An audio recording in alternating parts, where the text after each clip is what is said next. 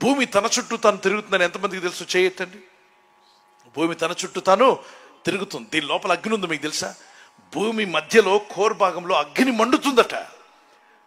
North సైబీరియాలో ఆ Russia వాళ్ళు, ప్రపంచంలో అమెరికా వాళ్ళు చంద్రమండలంలోకి వెళ్తే మనం భూమి కిందకి వెళ్ళి చూద్దాం ఏం జరుగుతుందని చెప్పి డాక్టర్ అజాక్ కోయ్ అనేటువంటి సైంటిస్ట్, దేవుడిని నమ్మడు, దయ్యాన్ని నమ్మడు. అతనికి దేవుడు, దయ్యం అన్న, నరకము పరలోకమన్న నమ్మకం లేదు. నాస్తికుడు, ఒక కమ్యూనిస్ట్.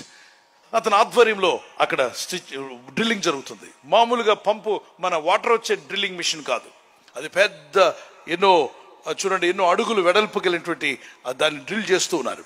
భూమి అడుగున ఏముంది, భూమి కెర్త్ కోర్లో ఏముందో తెలుసుకుందామని డ్రిల్ చేసి లోపలికి వెళ్ళినప్పుడు లోపల నుండి కొంత దూరం వెళ్ళాక 2000 ఫారెన్హీట్ అంటే ఇనుము పెడితే ఇనుము మెల్ట్ అయిపోయి నీరులాగా మారిపోద్ది. ఇనుము పెట్టామనుకోండి,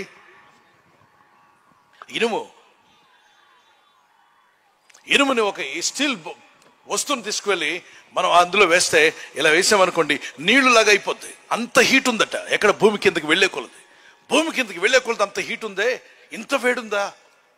వాళ్ళ మిషన్స్ కరిగిపోతున్నాయి. ఎంత హార్డ్ స్టీల్తో వాళ్ళు డ్రిల్ చేస్తున్నా హీట్ పెరిగిపోతుంది. ఆ ప్రెషర్కి, ఆ హీట్కి వీళ్ళు డ్రిల్ చేస్తున్న వస్తువులు మెల్ట్ అయిపోతున్నాయి. ఆ తర్వాత పెద్ద శబ్దాలు వినబడ్డాయి. ఏం శబ్దాలని వాళ్ళు ఆలోచన చేస్తే,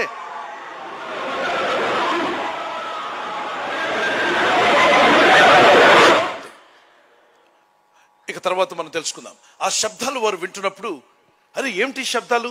కొందరు అనుకున్నారట ఏవో మన మిషన్స్ అరుస్తున్నాయని. మిషన్ మనుషులాగా ఎందుకు అరుస్తాయి?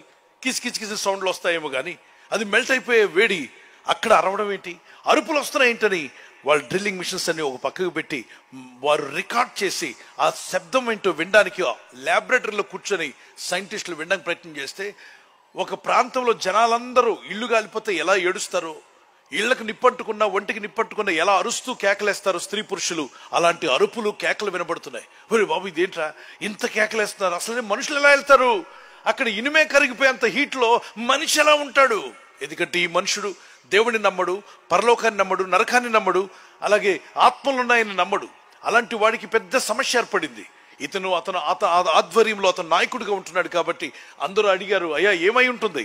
అదే నాకు అర్థం కావట్లే, శబ్దాలు ఎందుకు వస్తున్నాయి? అయినా మనుషులు ఏడ్చినట్టు ఏడుస్తున్నారే. ఒక ఊరిలో మనుషులందరూ గొల్లు పెట్టి ఏడ్చినట్టుగా స్త్రీ పురుషులు ఏడుపులు వినబడుతున్నాయి అంటే ఎవరై ఉంటారు? అయినా అక్కడికి ఎలా వెళ్తారయ్యా? ఎంత ఇనుమే కరిగిపోయి నీళ్ళైపోయి అంత 2000 ఫారెన్హీట్లో మనిషి ఎలా ఉంటాడు? ఉండడే. కొన్ని గ్రంథాలు తిరగద్దామని అన్ని గ్రంథాలు లైబ్రరీలో తిరగేస్తూ ఉండగా ఒకే ఒక గ్రంథం, ఆయనకి ఇష్టం లేని గ్రంథం బైబిల్ను పక్కన పెట్టి అన్ని గ్రంథాలు తిరిగేసాడు. లాస్ట్కి బైబిల్ దగ్గరకు వచ్చాడు. బైబిల్లో పాత నిబంధన మొదలుకొని క్రొత్త నిబంధన వరకు అనేక మార్లు ఈ జీవం గల దేవుడు చెప్పాడు, నా బిడ్డలారా మీ ఆత్మను నరకానికి పంపుకోకండి, బ్రతుకుండగానే ప్రయాసపడి భారం మోస్తున్న సమస్త జనమ నా ఎద్దుకు రండి, నేను మీ పాపాలు క్షమిస్తాను, పాతాళానికి పోకుండా మీ ఆత్మలు తప్పిస్తాను. మీ పాపాలు ఈడ్చుకుపోతాయి, మీ పాపములు పాతాళానికి ఈడ్చుకుపోతాయిరా, వాటిని కడగడానికి నేను వచ్చాను, మీ పాపములను క్షమించుటకు నా రక్తం ఖర్చాను. మత్తయి సువార్త 26:28 అనేకులు పాపక్షమాపణ నిమిత్తం నేను నా రక్తము చిందించాను, ఇది నా రక్తము అన్నాడు ప్రభు. అనేకులు పాపక్షమాపణ నిమిత్తం. ప్రకటన 1:6 నా రక్తం వల్ల మిమ్మల్ని పరిశుద్ధపరుస్తాను, పాతాళానికి పోకుండా నరకానికి పోకుండా తప్పించబడతాను. మరి నరకం గురించి ఉందా అంటే యెషయా 66:24 అక్కడ అగ్ని ఆరదు, పురుగు చావదని ఉంది. అది చదివినప్పుడు అరే ఇది నిజమేనే.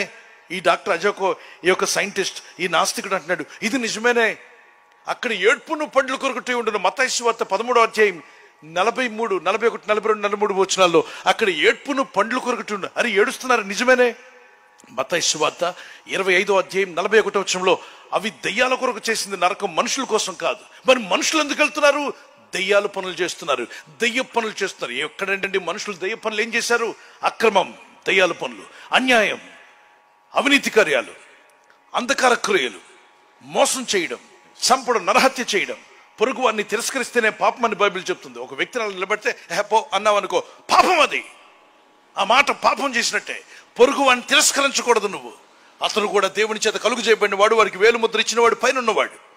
అతను క్షమించు కానీ అతన్ని పో అని తిరస్కరించకూడదు. పొరుగు వాడిని తిరస్కరించేవాడు, ఒక స్త్రీని, ఒక పని మనిషిని, ఒక ఇంట్లో వ్యక్తిని తిరస్కరిస్తున్నావంటే బయట ఉన్న వారిని కానీ, భర్తను కానీ, భార్యను కానీ, వాళ్ళు చేసిన సృష్టికర్తను తిరస్కరిస్తున్నావు. భేదవాడిని అసలే మనొద్దన్నాడు. బేదలను హేళన చేసి తొలనాడు వాడు వాళ్ళ సృష్టికర్తను తొలనాడుతున్నాడు. బేదలను చూసి, విధవరాలను చూసి, తల్లిదండ్రులు లేని బిడ్డలను చూసి ఎప్పుడైనా తొలనాడేవా? తక్కువగా భావించావా? వాళ్ళకి దిక్కే లేదులే, ఎవరికి చెప్పుకుంటారు, నీ మీద ఆధారపడి ఉన్నారు, నీ ఇంటి పని మనుషులుగా ఉన్నారని చెప్పి ఇష్టం వచ్చినట్టుగా మాట్లాడేవా?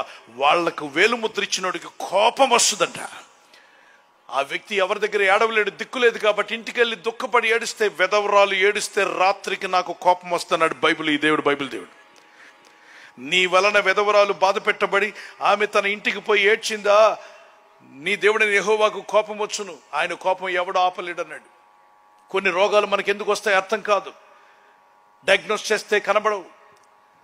డాక్టర్ దగ్గరికి వెళ్తే బ్లడ్ టెస్ట్ నార్మల్ ఉంటుంది, బీపీ నార్మల్ ఉంటుంది, షుగర్ నార్మల్ ఉంటుంది, కానీ రోగం పోదు. ఎందుకు వచ్చింది? ఏ విధవరాలను బాధ పెట్టావో, తల్లి లేని బిడ్డలు దుఃఖపరిచావేమో. మారు మనసు పొందు, క్షమించమని అడుగు. అవి నిన్ను ఏలడమే కాదు, అవి అలాగే కొనసాగితే క్రానిక్ గా మారిపోయే అవకాశం ఉంది. ఈ పాపాల గురించి డాక్టర్లు చెప్పరు. అయితే గుర్తుపెట్టుకో, పరమ వైద్యుడు ఈ దేవుడు. డాక్టర్ కావాల్సిందే. ఏ డాక్టర్కైనా పరమ డాక్టర్ యొక్క అవసరం ఉంది. అప్పుడు డాక్టర్ అజోకు అన్నాడు, ఇదేదో తేడాగా ఉందే, ఈ బైబిల్లో చెప్పినట్టుగా నరకం ఉందే.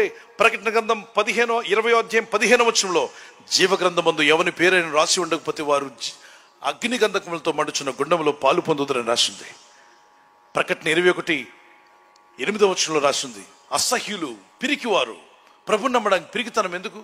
అయ్యా ఎవరిని ఏమని అనుకుంటారు? మరి సినిమాకి వెళ్ళినప్పుడు ఎవరిని ఏమని అనుకుంటారని అనుకున్నావా? మందు తాగినప్పుడు అనుకున్నావా? సిగరెట్ తాగినప్పుడు అనుకున్నావా? కైని తిన్నప్పుడు అనుకున్నావా? నీ ఇష్టమైన పనులు చేసినప్పుడు ఎవడు పర్మిషన్ లేకుండా చేసావుగా. ఇప్పుడు నీ ఆత్మకు రక్షణ, మంచి మార్గంలోకి వస్తున్నావు, నీతి మార్గంలోకి. ఇప్పుడు ఊరందరూ పర్మిషన్ నీకెందుకు? నువ్వు చెడు చేసినప్పుడు ఎవరు పర్మిషన్ తీసుకోలేదే. మంచి చేస్తున్నావు, నీ ఆత్మకి రక్షకుడిని పొందుకుంటున్నావు. ప్రార్థన ఎవరు పర్మిషన్ అవసరంలా. బాప్తిజం ఎవరో పర్మిషన్ ఇవ్వనక్కర్లా. నీ ఆత్మకు సంబంధించింది అది. నువ్వు నమ్ముతున్నావు. మీ సేవకులను అడగండి. ఈ సభలు అయిన తర్వాత నేను నమ్మి ప్రభు మార్గంలో జీవించాలని ఆశపడుతున్నానని ఆశ కలిగిన వారు తీర్మానం తీసుకున్న ఈ రాత్రి ఇంటికి వెళ్ళిన తర్వాత మీ సేవకులను అడగండి, అయ్యా నేను నమ్ముకున్నాను ప్రభుని, పలానా మీటింగ్లో నాకు బాప్తిజం ఇస్తారని అడగండి. ఎందుకంటే రథంలో వెళ్తున్న ఫిలిప్, అక్కడ ఒక వ్యక్తి సుమారు చెప్తుంటే అక్కడ మంత్రి గారు అంటారు, బాబు ఆగు, మీరు చెప్పే మాటలు నాకు అర్థమైపోయాయి, మీరు చెప్పే మాటల్లో జీవం ఉంది. ఆ ప్రభు నాకు కావాలి, నా ఆత్మకు కూడా రక్షణ కావాలి, నా ఆత్మ నరకానికి వెళ్ళొద్దు, పాతాళానికి వెళ్ళొద్దు, నా పాపాలు కూడా క్షమించబడాలి, నాకు బాప్తిజం ఇస్తారా అని అడిగాడు. ఏమర్థమైంది? ఒక్క 15 నిమిషాలు వాక్యం చెప్తారు, అర్థం చేసుకున్నాడు. ఆ విధంగా అర్థం చేసుకుని రాత్రి అంటే వెళ్తున్న మార్గంలోనే రథం నిలుపుమని ఆజ్ఞాపించి, అదిగో నీళ్లు, బాప్తిజం ఇవ్వడానికి నాటకం ఉందా అని అడిగాడు. 8వ అధ్యాయం అపోస్తల కార్యం 29 నుండి 39 వచనం వరకు. వెంటనే నీళ్ళలోకి దిగి బాప్తిజం పొందుకుని బయటకు వస్తుండగా గొప్ప సంతోషం అట. ఆ పాపక్షమాపణ పొందాడేమో, గొప్ప సంతోషంతో అధికారి రథమెక్కి గుడ్ బై చెప్పాడు ఆ పాస్టర్ గారికి, అదే ఎవాంజలిస్ట్ గా, థ్యాంక్ యూ, దేవుని రాజ్యంలో అడుగుపెట్టే కృప నాకు దేవుడు దయచేశాడు. ఆ తర్వాత తన మార్గంలో వెళ్ళిపోయి తన దేశంలో సువార్త చెప్పాడు అతను. దేవుని ప్రజలారా, ఈరోజు వాక్యం వెంటనే మీరు ఇంకా నమ్మి బాప్తిజం పొంది ఉండకపోతే ప్రభునామంలో మీ సేవకుని అడగండి, ఏ చర్చికి వెళ్ళాలండి, ఏ చర్చికి వెళ్ళాలి, ఎవరు పాస్టర్ గారు, ఎవరు కరెక్ట్ అయిన చర్చ్ అన్నట్లయితే యేసుక్రీస్తే కరెక్ట్ అయిన సేవకు. ఆయన పాస్టర్ గారు, ఆయన మించిన పాస్టర్ గారు లేరు ఈ ప్రపంచంలో. ఆయన పరిశుద్ధుడు, పవిత్రుడు, నేను ఎంతో ప్రేమిస్తున్నాడు. ఆ ప్రభు అయిన యేసు నీ కొరకు రక్తం కార్చి ప్రాణం పెట్టాడు.